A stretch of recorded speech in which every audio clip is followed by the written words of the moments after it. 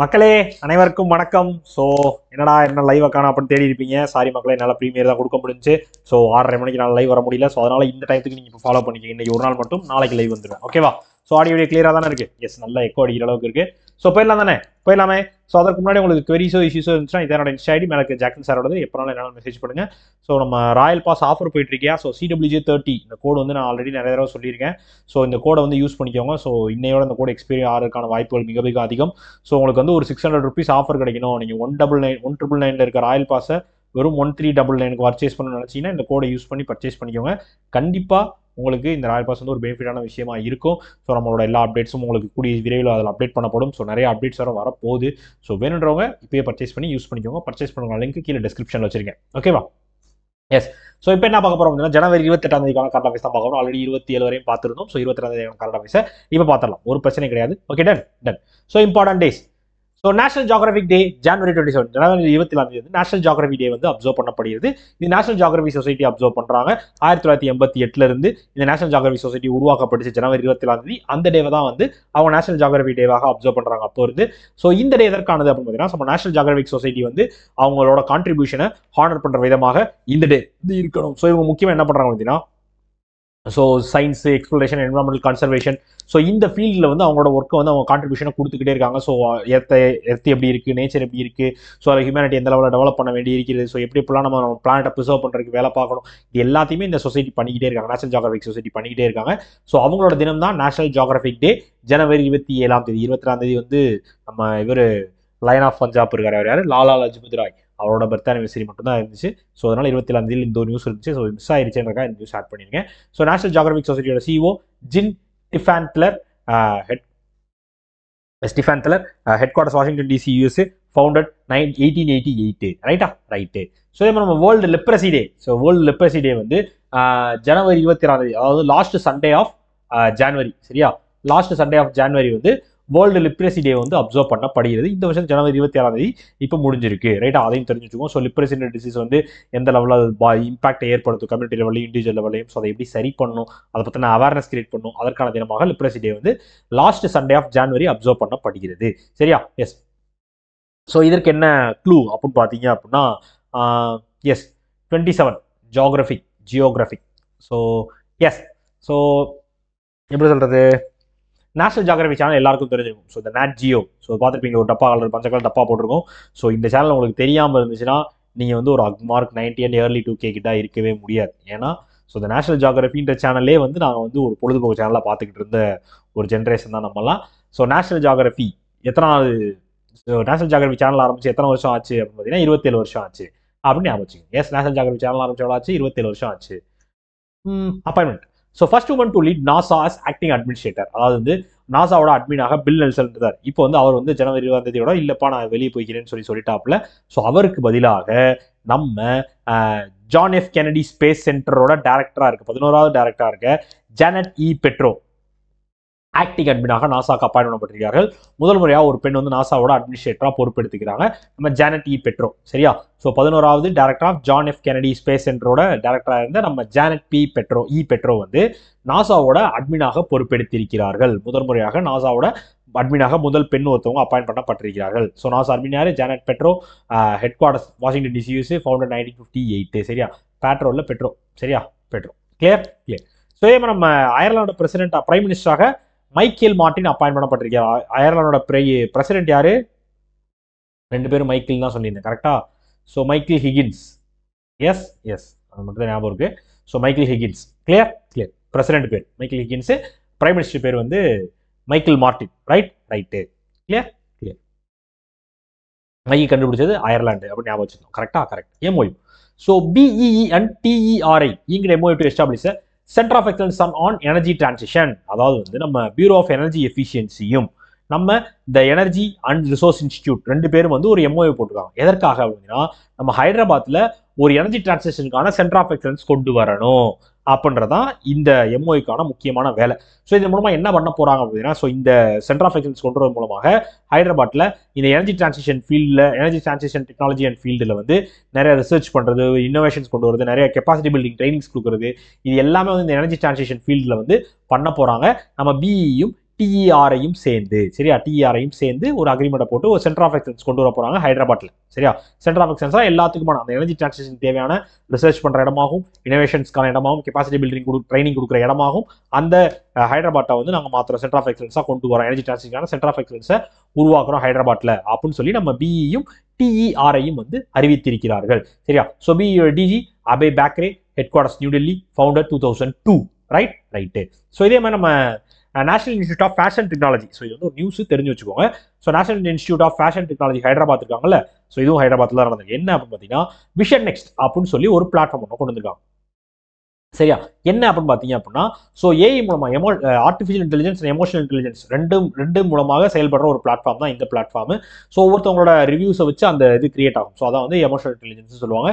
அந்த மாதிரி ஒரு ஃபேஷன் ஃபோர்காஸ்டிங் பிளாட்ஃபார்ம். ஸோ இது மூலமா அடுத்து நம்ம ஃபியூச்சர்ல எந்த மாதிரியான ட்ரெண்ட்ஸ் வந்து வரப்போகுது, ஸோ எந்த மாதிரியான ட்ரெண்ட்ஸ் எல்லாம் இருக்க போகுதுன்ற இன்சைட்ஸ் தான். ஸோ அதை பத்தின முன்கூட்டியே வந்து அதை பத்தின ரிசர்ச் பண்ணி அதை எப்படிலாம் இம்ப்ரூவ் பண்றது, எப்படிலாம் இம்ப்ரூவ் ஆகும் கண்டுபிடிக்கிறதா இன்சைட்ஸ் சொல்லுவோம். ஸோ ஃபேஷன் டெக்னாலஜி எந்த ஃபேஷன் வந்து எந்த லெவலில் மாறப்போகுது, ஸோ இந்தியாவோட ஃபேஷன் அண்ட் ரீட்டைல் மார்க்கெட் வந்து எந்த லெவல் சேஞ்ச் இருக்க போகுதுன்றதெல்லாம் கண்டுபிடிக்கிறதுக்கான ஒரு பிளாட்ஃபார்மாக இந்த விஷன் நெக்ஸ்ட் அப்படின்ற பிளாட்ஃபார்மை நம்ம National Institute of Fashion Technology Hyderabad வந்து கொண்டு வந்திருக்காங்க. சரியா, எஸ். ஸோ இதுவும் ஹைதராபாத் எனர்ஜி டிரான்சிஷனான சென்டர் ஆஃப் எக்ஸலன்ஸ் கொண்டு வரதும் ஹைதராபாத்தில் தான். Right. So partnership. So HDFC life ties up with Cost24 financial services. அதாவது வந்து நம்ம Cost24 financial service private limited இருக்காங்க பார்த்தீங்களா, அவங்க வந்து நம்ம இன்சூரன்ஸ் கம்பெனியான HDFC லைஃப் கூட ஒரு பார்ட்னர்ஷிப் ஒன்று வச்சிருக்காங்க. ஸோ இது மூலம் என்ன பண்ண போறாங்க அப்படின்னு பார்த்தீங்கன்னா, HDFC லைஃபோட ப்ராடக்ட்ஸ் ஃபுல்லாக அவங்களோட ஃபினான்ஷியல் சர்வீஸ் கஸ்டமர்ஸ்க்கு வந்து கொடுக்க போறாங்க. எக்ஸிஸ்டிங் ப்ராஸ்பெக்டிவ் கஸ்டமர்ஸ், புதுசாக இருக்க கஸ்டமர்ஸ்க்கும் ஆல்ரெடி இருக்க கஸ்டமர்ஸ்க்கும் HDFC லைஃப் மூலமா அவங்களோட லைஃப் இன்சூரன்ஸ் ப்ராடக்ட்டை வந்து கொடுக்க போறாங்க. Cost24 finance service private limited. சரியா, ஃபினான்ஷியல் சர்வீஸ் பிரைவேட் லிமிடெட் வந்து கொடுக்க போறாங்க. சரியா, எஸ். ஸோ HDFC லைஃபோட CEO Vibha Padalkar, headquarters Mumbai, founder 2000. சரியா, ஸோ இதே மாதிரி நம்ம இன்டர்நேஷனல் ஃபினான்ஸ் கார்பரேஷன் இருக்காங்க பார்த்தீங்களா, அவங்ககிட்ட இருந்து ஒரு $100 மில்லியன் லோன் வாங்கியிருக்காங்க. யாரு தெரியுமா, நம்ம ஜேகே டயர்ஸ். நம்ம ஜேகே டயர்ஸ் டயர் கம்பெனி இருக்காங்களா, எஸ். ஸோ அவங்க வந்து இந்த மாதிரி பேசஞ்சர் கார்ஸ்க்கான ரேடியல் டயர்ஸ் ரெடி பண்ற ஒரு மேனுஃபேக்சரிங் கெப்பாசிட்டியை டெவலப் பண்ணணும், டயர் மேனுஃபேக்சரிங் கெப்பாசிட்டியை டெவலப் பண்ணணும், எக்ஸ்பேண்ட் பண்ணணும் அப்படின்றதுக்காக ஒரு $100 மில்லியன் லோன் வாங்கியிருக்காங்க இன்டர்நேஷனல் ஃபினான்ஸ் கார்பரேஷன் கிட்ட இருந்து. யாரு, ஜேகே டயர்ஸ் அண்ட் இண்டஸ்ட்ரீஸ். ரைட்டா, டயர் கம்பெனி தான், வேற ஒன்றும் இல்லை, பயப்பட வேண்டாம். ரேங்கிங் என்னது, இந்தியா ரேங்க்ஸ் 4th இன் குளோபல் ஃபயர் பவர் இண்டெக்ஸ். அதாவது வந்து குளோபல் ஃபயர் பவர் அப்படின்ற அமைப்பு வந்து குளோபல் ஃபயர் பவர் இண்டெக்ஸ் அப்படின்னு சொல்லி இண்டெக்ஸ் ரிலீஸ் பண்ணிருக்காங்க. இந்த இண்டெக்ஸ் வந்து எதற்காக ரெடி பண்ணப்படும் அப்படின்னு பார்த்தீங்க அப்படின்னா, ஸோ முக்கியமாக வந்து இது வந்து அவங்களோட மிலிட்ரி ஸ்ட்ரென்த்தை வந்து ஒரு கண்ட்ரியோட மிலிட்ரி ஸ்ட்ரென்த்தை சொல்றதுக்கான ஒரு இண்டெக்ஸ் தான் இந்த இண்டெக்ஸ். சரியா, ஸோ லேண்டு, சி, ஏர் மூணுலையும் சேர்த்து அவங்களோட மிலிட்ரி பவரை சொல்றதுக்கான ஒரு இண்டெக்ஸ் தான். ஸோ இதில் என்னென்னலாம் பார்ப்பாங்க பார்த்தீங்கன்னா, கிட்டத்தட்ட ஒரு 60 ஃபேக்டர்ஸ் பார்ப்பாங்க. அதில் முக்கியமாக man power, natural resource, finance, geography, so இது எல்லாமே வந்து பார்ப்பாங்க. சரியா, நியூக்ளியர் கேப்பபிலிட்டியை பார்க்க மாட்டாங்க. சரி, அது தவிர மிச்சதெல்லாம் பார்ப்பாங்க.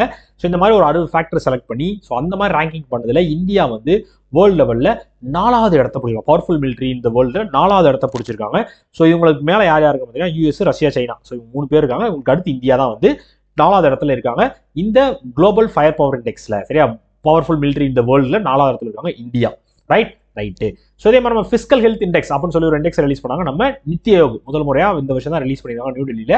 இதுல டாப் பொசிஷன்ல எந்த ஸ்டேட் இருக்காங்கன்னு சொன்னேன், எஸ், டாப் 3 யாரு, ஈஸி, ஒடிசா, பீகார், கோவா. கரெக்டா, ஒடிசா, பீகார், கோவா. ஸோ இவங்க தான் டாப் 3 பொசிஷன்ல இருக்காங்க. ரைட்டா, கிளியர். வேற எதுவும் இருக்கா, எல்லாமே சொல்லிட்டேன். Banking. So IRDA imposes 1 crore penalty on Royal Sundaram general insurance. அதாவது வந்து ராயல் சுந்தரம் ஜெனரல் இன்சூரன்ஸ்க்கு கிட்டத்தட்ட 1 கோடி ரூபாய், கொஞ்சம் நஞ்சம்லாம் கிடையாது, 1 கோடி ரூபாய் ஃபைன் போட்டிருக்காங்க நம்ம insurance regulatory and development authority of India. எதற்காக இந்த பெனால்ட்டி போடப்பட்டிருக்கு அப்படின்னு பார்த்தீங்கன்னா, 2018, 19, 19, 20 அவங்களோட வெண்டாஸ்க்கு கிட்டத்தட்ட 1 கோடி ரூபாய்க்கு மேலே வந்து பேமெண்ட்ஸ் வந்து அவங்க வந்து கொடுத்துருக்காங்க. ஸோ அதனால அதை வந்து அவங்க கரெக்டாக வந்து ரிப்போர்ட் ஃபைல் பண்ணலை, ரிட்டர்ன்ஸ் ஃபைல் பண்ணலை. ஸோ அவங்களுக்கு ப்ராப்பரான எக்ஸ்பிளனேஷன் அவங்க கொடுக்கல. ஸோ இன்ஸ்பெக்ஷன் அப்போ இப்படி மாட்டிருக்காங்க, இவ்வளோ பிரச்சனை நடந்திருக்கு, 1 கோடி ரூபாய்க்கு மேலே அவங்க வெளியே கொடுத்துருந்துருக்காங்க. ஸோ அதுக்கான ப்ராப்பர் ரெக்கார்ட்ஸும் இல்லை. அதனால அதே 1 கோடி ரூபாய் உங்களுக்கு ஃபைன் அப்படின்னு சொல்லி ராயல் சுந்தரம் ஜெனரல் இன்சூரன்ஸ்க்கு நம்ம insurance regulatory and development authority of India வந்து ஃபைன் போட்டிருக்காங்க. ரைட்டு. ஸோ இதே மாதிரி நம்ம IRDA chairman Debasish Panda, founder 1999, headquarters Hyderabad, Telangana. Right. So நம்ம RBI கிட்ட இருந்து யூனிவர்சல் பேங்க் லைசன்ஸை வாங்குறதுக்கு நீங்க வந்து ஃபைல் பண்ணலாம் அப்படின்னு சொல்லி Ujjivan small finance bank board வந்து அப்ரூவ் பண்ணியிருக்காங்க. சரியா, Ujjivan small finance bank board வந்து பேங்க் வந்து நீங்கள் வந்து யூனிவர்சல் பேங்காக இருக்கிறதுக்கு அப்ளை பண்ணுறதுக்கான ஒரு அப்ரூவல் இருக்கணும்ல. ஸோ நீங்கள் அப்ளை தான் பண்ண போகிறீங்க. யூனிவர்சல் பேங்காக என்ன அறிவிக்கப்படலாம், அந்த லைசன்ஸ்க்கு அப்ளை பண்ணலாம் அப்படின்னு சொல்லி ஆர்பிஐல வந்து அப்ளை பண்ணலான்னு சொல்லி உஜ்ஜீவன் பேங்கோட போர்டு வந்து செலக்ட் பண்ணியிருக்காங்க. சரியா? எஸ். ஸோ அப்ரூவ் பண்ணியிருக்காங்க. ஸோ எதற்கான அப்ரூவல்ன்றது நல்லா ஞாபகம் வச்சுக்கோங்க. யூனிவர்சல் பேங்க் லைசன்ஸ்க்கு ஃபைல் பண்ணலான்றதுக்கான அப்ரூவல் தான் போர்டு மெம்பர் கொடுத்துருக்காங்க. உஜ்ஜீவன் ஸ்மால் ஃபைனான்ஸ் பேங்க்கு ஆர்பிஐல இந்த மாதிரி அப்ளை பண்ணலாம் அப்படின்னு சொல்லி ஒரு அப்ரூவலை கொடுத்துருக்காங்க நம்ம உஜ்ஜீவன் ஸ்மால் ஃபைனான்ஸ் பேங்கோட போர்டு மெம்பர்ஸ். ரைட்டா? Right. International. So India Indonesia fast ties AMFI and AMII inks MOU, அதாவது association of mutual fund in இந்தியாவும் அசோசியேசி மேனேஜர் இன்வெஸ்டே இந்தோனேஷியா AMMI அவங்களும், அதாவது இந்தோனேஷியாவோட இன்வெஸ்ட்மெண்ட் மேனேஜர்ஸ் அசோசியேஷன், அதான் வந்து அசோசியா மேனேஜர் இன்வெஸ்டியா இந்தோனேஷியா. ஸோ மேனேஜர்ன்றது மேனேஜர்ஸ். சரியா? ஸோ அசோசியான்றது அசோசியேஷன், வேற ஒன்றும் இல்லை. ஸோ இந்தோனேஷியான்றது இந்தோனேஷியா தான். இன்வெஸ்டேசி அப்படின்றது இன்வெஸ்ட்மெண்ட். சரியா? இந்தோனேஷியன் இன்வெஸ்ட்மெண்ட் மேனேஜர் அசோசியேஷன் அவங்களும் நம்ம association of mutual fund in இந்தியாவும் வந்து ஒரு MOU சைன் பண்ணியிருக்காங்க. இந்த MOU எதற்கானது அப்படின்னு பார்த்தீங்க அப்படின்னா, எஸ், ஸோ ரெண்டு கண்ட்ரிலையும், இந்தியாலையும் சரி இந்தோனேஷியாலையும் சரி, மியூச்சுவல் ஃபண்ட் இண்டஸ்ட்ரீஸை வந்து டெவலப் பண்ணணும், என்ஹான்ஸ் பண்ணணும். ஸோ ரெண்டு பேரும் சேர்ந்து இணைஞ்சு, ஸோ இந்தோனேஷியாவில் எந்த மாதிரியான சப்போர்ட் தேவைப்படுதோ அது இந்தியாவில் தேவைப்படுச்சோ அதை கொடுக்குறதா இருக்கட்டும், இந்தியா இந்தோனேஷியாவில் இந்த மாதிரியான மியூச்சுவல் ஃபண்ட் டெவலப்மெண்ட்டுக்கான சப்போர்ட் தேவைப்படுதோ அதெல்லாம் கொடுக்குறதா இருக்கட்டும், இந்த மாதிரி எல்லா சப்போர்ட்டும் கொடுக்கறதுக்கான ஒரு MOU தான் AMFIயும் AMIயும் வந்து ஒரு MOU சைன் பண்ணியிருக்காங்க. சரியா? எஸ். ஸோ இந்தோனேஷியாவோட capital Jakarta, president Prabowo Subianto, currency Indonesian rupiah. ரைட்டா? ரைட். ஸோ இதே மாதிரி நம்ம இந்தியாவும் யூகேவும் ஒரு அக்ரிமெண்ட் ஒன்று போட்டிருந்தாங்கப்பா. சரியா? எதற்கான வருதுன்னா ஹெல்த் அண்ட் லைஃப் சயின்ஸ் பார்ட்னர்ஷிப்கான ஒரு அக்ரிமெண்ட் போட்டிருந்தாங்க. அதை வந்து இன்னொரு 5 வருஷத்துக்கு நாங்கள் ரினியூ பண்ணிக்கிறோம் அப்படின்னு சொல்லியிருக்காங்க. ஹெல்த் செக்டாரில் தேவைப்படுற கொலாபரேஷன் டெவலப்மெண்ட் பண்ணுறதுக்கான health and life science partnership போட்டிருந்தாங்க இந்தியாவும் யூகேவும். சரியா? ஸோ இப்போ வந்து அந்த அக்ரிமெண்ட் வந்து இன்னொரு 5 வருஷத்துக்கு வந்து ரினியூ பண்ணியிருக்காங்க. யாரு? இந்தியாவும் யூகேவும். சரியா? Yes. Clear? Clear. Super. Yes. இதே மாதிரி நேற்று ஒன்று பார்த்தோமே, நம்ம இந்தியாவும் சவுத் கொரியாவும் ஒரு செக்டாரை வந்து டெவலப் பண்ணுறதுக்கான டைப் போட்டிருக்காங்கன்னு சொன்னேன். ஸோ அது கோயம்புத்தூர் கூட அந்த இது ஃபேமஸ், அந்த எஜுகேஷன் ஃபேமஸ்ன்னு சொன்னேன். என்னது? மெக்கட்ரானிக்ஸ். கரெக்டா? மெக்கட்ரானிக்ஸ் டெவலப் பண்ணணும், அந்த ஃபீல்டுக்கான வொகேஷனல் எஜுகேஷன் நிறையா கொடுக்கணும் அப்படின்றதுக்கான அக்ரிமெண்ட் தான் சவுத் கொரியாவும் இந்தியாவும் போட்டிருந்தாங்க. ரைட்? ரைட்டே. சந்தோஷம். National unified pension scheme notified, அதாவது வந்து நம்ம ஃபினான்ஸ் மினிஸ்ட்ரி வந்து யூனிஃபைடு பென்ஷன் ஸ்கீமை வந்து அறிவிச்சிருக்காங்கப்பா. நேஷனல் பென்ஷன் ஸ்கீமில் தான் இதுவும் வருது. ஸோ இது வந்து ஏப்ரல் 1, 2025 வந்து நாங்கள் அமலுக்கு கொண்டு வரோம் அப்படின்னு சொல்லியிருக்காங்க. ஸோ இது என்ன கதை அப்படின்னு பார்த்தீங்க அப்படின்னா, 2004க்கு அப்புறம் 2004 அப்புறமும் அவங்களோட சர்வீஸில் ஜாயின் பண்ணியிருக்காங்க ஒரு சென்ட்ரல் கவர்மெண்ட் ஸ்டாஃப் அப்படின்னா, கவர்மெண்ட் சர்வெண்ட் ஸ்டாஃப் அப்பாயிண்ட் ஆயிருக்காங்கன்னா அவங்களுக்கு பென்ஷன் கொடுக்குற ஸ்கீம் தான் இந்த யூனிஃபைட் பென்ஷன் ஸ்கீம். ஸோ மறுபடியும் பென்ஷன் ஸ்கீம் கொடுக்க போகிறாங்க. கிட்டத்தட்ட இதனால 23 லட்சம் கவர்மெண்ட் எம்ப்ளாயிஸ் வந்து பலனடைய போகிறாங்க அப்படின்னு சொல்லியிருக்காங்க. ஸோ இதில் கவர்மெண்ட் கான்ட்ரிபியூஷன் வந்து 14% இருந்துச்சு நேஷனல் பென்ஷன் ஸ்கீமுக்கு. இப்போ வந்து அதை வந்து 18% மாற்றிருக்காங்க. பேசிக் அலவன்ஸ் இது போக பேசிக் அலவன்ஸும் ஆட் ஆகும் அப்படின்னு சொல்லியிருக்காங்க. ஸோ வருஷம் மாதம் வந்து உங்களுக்கு சம்பளத்திலே வந்து பென்ஷனுக்கு வந்து காசு பிடிச்சிட்டே இருப்பாங்க. ஸோ உங்களுக்கு நீங்கள் ரிட்டையர் ஆனதுக்கப்புறம் உங்களுக்கு வந்து பென்ஷன் வந்து வழங்கப்படும். ஸோ இதற்கான யூனிஃபைட் பென்ஷன் ஸ்கீம் தான் கொண்டு வந்திருக்காங்க. 2004க்கு அப்புறம் ஜாயின் பண்ணவங்களுக்கு இனிமேல் பென்ஷன் இருக்கு அப்படின்றதையும் அறிவித்திருக்கிறார்கள். ரைட்டு. ஸோ உங்களோட சேலரியிலிருந்து 50% வந்து கொடுப்போம். இதில் ஃபேமிலி பென்ஷன் வரும். ஸோ இந்த மாதிரி உங்களுக்கான பென்ஷனும் வரும். ஸோ இது வந்து உங்களுக்கு ஹெல்த் பெனிஃபிட்ஸும் நாங்கள் கொடுப்போம் அப்படின்னு சொல்லியிருக்காங்க. சரியா? பென்ஷன் பெனிஃபிட்ஸோட ரிட்டைர்மெண்ட் பேக்கேஜோட சேர்த்து நாங்கள் ஹெல்த் பெனிஃபிட்ஸும் உங்களுக்கு இதில் ஏற்படுத்தி கொடுப்போம் அப்படின்னு சொல்லியிருக்காங்க. ஸோ இதை பற்றின ஃபுல்லாக வந்து தனியாக வேணால் ஒரு வீடியோ வேணால் போடுறேன். நான் அந்த யூனிஃபைட் பென்ஷன் ஸ்கீம் பற்றி உங்களுக்கு இன்னும் கொஞ்சம் டீட்டெயிலாக, ஸோ எத்தனை பர்சன்டேஜ், யார் எவ்வளோ கான்ட்ரிபியூட் பண்ணுறா, ஸோ எந்த மாதிரி பென்ஷன்ஸ் கொடுக்க போகிறாங்க, ஸோ இது எல்லாத்த பற்றி நான் ஒரு வீடியோ தனியாக வேணால் போடுறேன். ஓகேவா? ஸோ இந்த ஜென்ரலாக பென்ஷன் ஸ்கீம் கொண்டு வந்திருக்காங்கன்றது தெரிஞ்சுக்கோங்க. Old pension scheme, national pension scheme கீழே இப்போ யூனிஃபைட் பென்ஷன் ஸ்கீம். ரைட்? கொண்டு வந்தது finance ministry Nirmala Sitharaman, constituency Karnataka. சரியா? எஸ். குஜராத். ஸோ இதே மாதிரி ஒடிஷா ஸ்டேட் கவர்மெண்ட். ஸோ சம்மந்தமே நம்ம பென்ஷன் பார்த்தோம்னா இது ஒரு நியூஸ் பார்த்தேன், கொஞ்சம் இன்ட்ரெஸ்டிங்காக இருந்துச்சு. என்ன அப்படின்னு பார்த்தீங்கன்னா, 1975 77 வரை வந்து எமர்ஜென்சின்னு அறிவிச்சிருந்தாங்க. கரெக்டாக எமர்ஜென்சி பீரியட்னு அறிவிச்சிருந்தாங்க. அப்போ இந்த மாதிரி எமர்ஜென்சி பீரியட்ல வந்து ஜெயில் பண்ணப்பட்டவங்க, கைது பண்ணி ஜெயிலில் அடைக்கப்பட்டவங்க இருப்பாங்க பார்த்தீங்களா, அவங்களுக்கு இப்போ யாரெல்லாம் உயிரோடு இருக்காங்களோ அவங்களுக்குலாம் மாதம் 20,000 கொடுக்குறோம் அப்படின்னு ஒடிசா கவர்மெண்ட் அறிவிச்சாங்க. இது எதுக்கு அறிவிச்சிருக்காங்கன்றது, இந்த எமர்ஜென்சி பற்றி உங்களுக்கு ஒரு டீட்டெயில் இருந்துச்சு, ஒரு ஐடியா இருந்துச்சுன்னா தான் இது புரியும். எமர்ஜென்சி இந்தியா ஃபுல்லாக எமர்ஜென்சி பீரியட், எல்லாரையும் அரெஸ்ட் பண்ணுங்க, ரெபலியன்ஸு பிரச்சனை பண்ணுறவங்க, அரசியல்வாதிகள், மக்கள் கூட்டத்தில் இருக்கவங்க, இந்த மாதிரி எல்லாரையும் அரெஸ்ட் பண்ணாங்க, தூக்கலாம் எமர்ஜென்சி எப்போ. சரியா? ஸோ பொடா சட்டம் சொல்லுவாங்க, பொடா சட்டம் போட்டு எல்லாத்தையும் அரெஸ்ட் பண்ணாங்க. நான்லாம் எமர்ஜென்சியை பார்த்தவங்க. ஸோ நம்ம ஊர்லேயே நிறையா பொலிட்டீஷியன்ஸ் வந்து டைலாக் சொல்லி கேட்டுருப்பீங்க. நம்ம இவர் கருணாநிதி ஐயா சொல்லுவார், ஸ்டாலின் ஐயா சொல்லுவாப்புல, பழைய ஆள் இருப்பார், நெடுஞ்செழியெல்லாம் ஒருத்தர் அவர் சொல்லுவார், அன்பழகன் சொல்லுவார், நம்ம துறமுறையை சொல்லுவார், எமர்ஜென்சியை பார்த்தவன் நான், எமர்ஜென்சியை பார்த்தவன் அப்படின்னுவாங்க. ஸோ அந்த பீரியட் தான் இந்த 1975 to 77. ஸோ அந்த பீரியடில் அரெஸ்ட் பண்ணப்பட்ட ஒடிசாவில் இருக்கவங்க யாரெல்லாம் உயிரோடு இருக்காங்களோ அவங்களுக்கு வந்து 20,000 பென்ஷன் தரேன்னு சொல்லி ஒடிசா கவர்மெண்ட் அறிவிச்சிருக்காங்க. ஸோ இந்த மாதிரி யாரெல்லாம் கேள்விப்பட்டிருக்கீங்க, எமர்ஜென்சி பற்றி ஏதாவது தெரியும், இதெல்லாம் வந்து ஜென்ரல் அவேர்னஸ் மாதிரி ஞாபகம் வச்சுக்கோங்க. ஸோ மேபி உங்களுக்கு நீங்கள் இன்டர்வியூ போகிறப்போ உங்களுக்கு இந்த மாதிரி கொஷின்ஸ் கூட வரலாம். ஸோ எனக்கு இந்த மாதிரி நிறையா நேஷனல் லெவலில் எனக்கு பொலிட்டிக்ஸில் இன்ட்ரெஸ்ட் இருக்குன்னு நீங்கள் ஏதாவது சொல்லிட்டீங்க அப்படின்னா மேபி அவங்க இந்த மாதிரி இந்த எமர்ஜென்சி பற்றிலாம் கொஞ்சம் தெரிஞ்சவங்களா இருந்தாங்கன்னா அவங்களோட இந்த கேள்வி கேட்பாங்க. இப்போ ரீசெண்டாக ஒரு ஸ்டேட் கவர்மெண்ட் வந்து இந்த மாதிரி எமர்ஜென்சி பீரியடில் அரெஸ்ட் ஆனவங்களுக்குலாம் பென்ஷன் கொடுக்குறேன்னு சொல்லியிருந்தாங்களே. ஸோ அது எவ்வளோ அமௌண்ட்னு ஏதாவது ஞாபகம் இருக்கா, எந்த கவர்மெண்ட் கொடுக்குறாங்கன்னு ஏதாவது மேபி இப்படி ஒரு கொஸ்டின் வரலாம். இல்லை எமர்ஜென்சி பீரியட் பற்றி கொஞ்சம் சொல்லுங்கள், அதில் உங்களோட ஐடியா என்ன, நீங்கள் அதை எப்படி பார்க்குறீங்க, உங்களோட பாயிண்ட் ஆஃப் வியூ என்ன அப்படின்னு உங்களை ஒரு கொஸ்டின் கேட்கலாம். இதெல்லாம் சும்மா தெரிஞ்சு வச்சுக்கோங்க. ஸோ இதெல்லாம் ஒரு இன்ஃபர்மேஷனாக ஸ்டோர் பண்ணி வச்சுக்கோங்க. இதுக்கெல்லாம் என் மைண்டில் ஸ்டோர் ஆகிற இடம் இல்லை சார்னா அது ஸ்டோர் ஆகிறதுக்கு உங்களுக்கு இம்மிடிக்கான இடம் கூட தேவைப்படாது.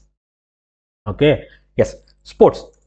ஜோதி Yarraji break 60 metre hurdle national record to win gold. அதாவது வந்து நம்ம இந்தியன் ஹர்டலான ஜோதி ஆர்ஜி இருக்காங்க பார்த்தீங்களா, அவங்க வந்து கிட்டத்தட்ட இப்போ வந்து ஒரு நேஷனல் ரெக்கார்டை கிரியேட் பண்ணி கோல்டு மெடல் வேறு அந்த டோர்னமெண்ட்டில் வின் பண்ணிட்டு நேஷனல் ரெக்கார்டும் கிரியேட் பண்ணிருக்காங்க, கோல்டு மெடல் வின் பண்ணிருக்காங்க 60 மீட்டர் ஹர்டல்ஸில். எங்கே அந்த டோர்னமெண்ட்டு? பிரான்ஸில் நடந்துச்சு. அந்த டோர்னமெண்ட் பேர் மீட்டிங் டி நான்டேஸ் மெட்ரோபோல் அப்படின்ற டோர்னமெண்ட்டில் கிட்டத்தட்ட 60 மீட்டர் ஹர்டல் ரேஸை 8.04 செகண்டில் ஓடி கோல்டு மெடலையும் வின் பண்ணி அதோட சேர்த்து நேஷனல் ரெக்கார்டும் கிரியேட் பண்ணிருக்காங்க. ஸோ இந்த 60 மீட்டர் ஹர்டலில் இதுவரையும் நேஷனல் ரெக்கார்டு 8.4 செகண்ட்ஸாக இப்போ நம்ம ஜோதி ஆர்ஜி வந்து ஃபிக்ஸ் பண்ணியிருக்காங்க. இதுக்கு முன்னாடி இவங்க தான் வச்சிருந்தாங்க. ஸோ இப்போ வந்து அதை வந்து குறைச்சி 8.4 செகண்டாக மாற்றிருக்காங்க. ரைட்டு. ஸோ அவங்களோட நேஷனல் ரெக்கார்டு 8.12 செகண்ட்ஸ் இருந்துச்சு. இப்போ 0.5 குறைச்சி 8.04 செகண்ட்ஸுக்கு வந்திருக்காங்க நம்ம ஜோதி ஆர்ஜி. ரைட்டு கிளியரா? இதன் மூலமா இவங்க வந்து world athletic indoor tour France level மீட்டிங்க்கு ஃபைனலுக்கு குவாலிஃபையும் ஆயிருக்காங்க. யார்? ஜோதி ஆர்ஜி. ஸோ இதே மாதிரி நம்ம மோடி ஐயா வந்து இப்போ நேஷனல் கேம்ஸ் 38வது நேஷனல் கேம்ஸை உத்தரகாண்டில் தொடங்கி வைத்திருக்கிறார். ரைட்டு கிளியரா? இவ்வளோ நேரம் பேசியிருக்கேன், ஆடியோ விழுந்துச்சானே பார்க்கல நான். எஸ், நல்லபடியாக விழுந்திருக்கு, ஒரு பிரச்சனையும் இல்லை. ரைட்டு. ஸோ ஸ்டாட்டிக் ஒரு தடவை பார்த்துக்கோங்கப்பா. அவ்வளோதான்ப்பா, நியூஸ் முடிஞ்சிருச்சு. ஸோ குவிஸ் போயிடலாமா? International day of clean energy என்னைக்கு? International day of clean energy ஜனவரி 26. கரெக்டா? எஸ். ஸோ க்ளீனாக ஒரு எனர்ஜி பாஸ் ஆச்சு இந்தியா ஃபுல்லாக ஜனவரி 26. என்னது? Republic day. டேஷ் பாத் with Sri Lanka for major solar project. Major solar ப்ராஜெக்டாக Trincomalee power corporation limited TPCL. Yes. So ஸ்ரீலங்காவோட சேர்ந்து யார் பண்ணுறா? NTPC பண்ணுறாங்க. ரக்ஷா மந்திரி ராஜ்நாத் சிங் வந்து இப்போ ரீசெண்டாக வந்து ஒரு பேட்டில் ஃபீல்ட் சர்வைலிங் சிஸ்டம் வந்து ஃபிளாக் ஆஃப் பண்ணி வச்சார். அதோட பேர் என்ன?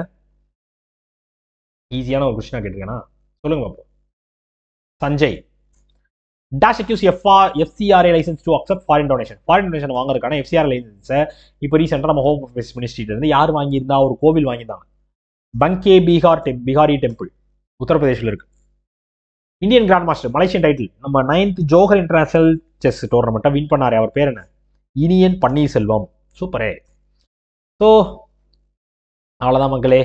ஸோ இன்னைக்கான கண்டென்ட்டை கிளியராக எக்ஸ்பிளைன் பண்ணியிருக்கேன்னு நம்புகிறேன். 22ஆம் கண்டென்ட்டை. ஸோ உங்களுக்கு இதில் ஏதாவது டவுட்ஸு, குவரிஸ், இஷ்யூஸ் எதாவது இருக்காப்பா? ஏதாவது சொல்லணும், கேட்கணும், ஏதாவது இருக்கிறதா?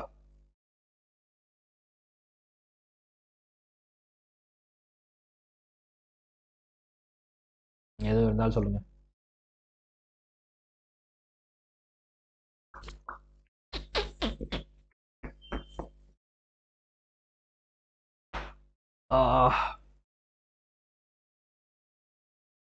எதுவும் இல்லைப்பா, all good, all done, super. So வேறு ஏதாவது இருந்துச்சுன்னா நீங்கள் என்னை மெசேஜ் பண்ணுங்கள், கமெண்ட் பண்ணுங்கள், ஒரு பிரச்சனை இல்லை, பார்த்து சரி பண்ணிக்கலாம். சரியா? ஓகே மக்களே, டாடா, பபாய், see you.